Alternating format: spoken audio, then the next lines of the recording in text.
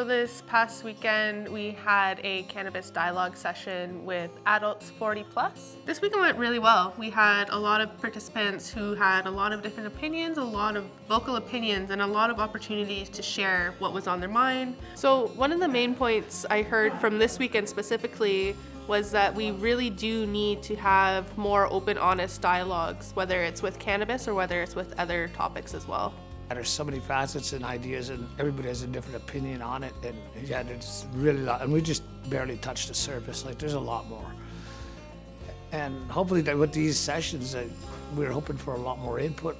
Again, the anonymity that I mentioned that before, and it is like a lot of people are afraid to come out or just reluctant because they don't want to be exposed or even labeled as a user.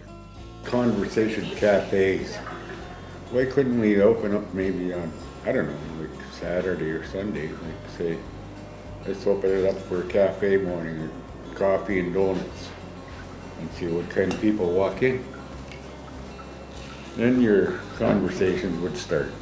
The people that I have been talking to have been asking for more opportunities to just talk to each other.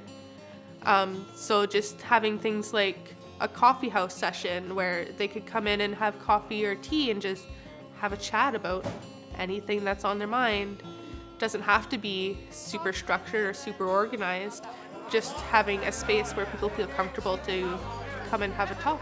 So it's always challenging when you have a topic such as cannabis where there are emotions and opinions on either side, really far against cannabis or really far for cannabis, and we have to kind of come to the middle and manage some emotions and try to come to a consensus where we aren't going to be butting heads. We're going to have a solution that is fairly, I want to say, compromisable. So whatever works best for the most wellness within the community.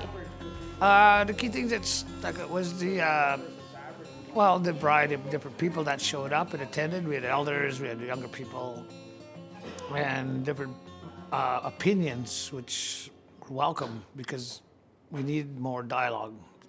Why I really came today was to see what the committee have accomplished. How long is this going to drag out before a decision is made? In some ways I think, well, we've dragged our feet so long that everybody goes to shake to buy or A-OK. And have a habit of what place they're loyal to buying, and we've been left out of it if we're going to sit here. But on the other hand, I say it's a good thing that we're taking time to make our decision. But I think we've taken enough time now. Let's make a decision and move on. It encompasses an entire political aspect also, like some that are for it, some are against it. But overall, we're here to find out where it will lead us in the future. And this is such a delicate subject that there is hostility towards it, and there's also those who wish to move along with it, some that want to open up dispensaries, and just overall, just the education is what I see as important. I'm just optimistic for the future that something may result good of this, and if so, make it safe for the children of tomorrow. I just dislike this business about boxing everything. It's just not my way of thinking about life. I think that people should be who they are, and things happen when they are supposed to happen.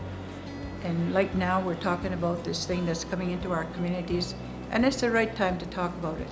And it's the right time to formulate ideas and what have you that we might do in our community. Because, we need to really support our young people. That's the bottom line. We really need to support our young people, It doesn't matter who you are in the community. Everybody can do something, however small that is, to make this a better community. And that's what our children need. And that's what they need to see from us is how do you work together? How do you do it like in a loving way and laughing through life? I think the lessons that were taught here or learned here today can definitely be transferable to other challenges that the community might be facing.